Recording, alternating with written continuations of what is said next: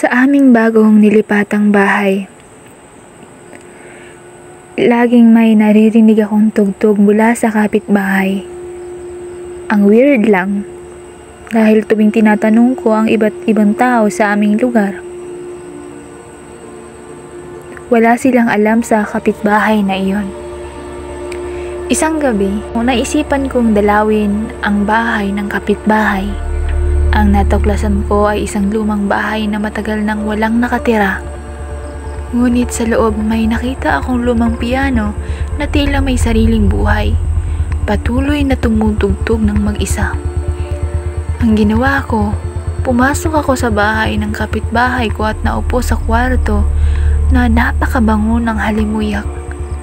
Biglang may humawak sa bewang ko ng mahigpit at sobrang lambot ng katawan. Pero malamig ito.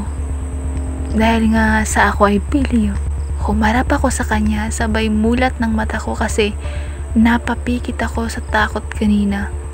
Tumambad sa akin ang magandang babae. Galing daw siya sa shower. Pabulong niyang sinabi at ano raw ba ang kailangan ko habang yapos ng yapos niya ako. Hindi ako makakilos, iunti niya akong inihiga sa kama niya.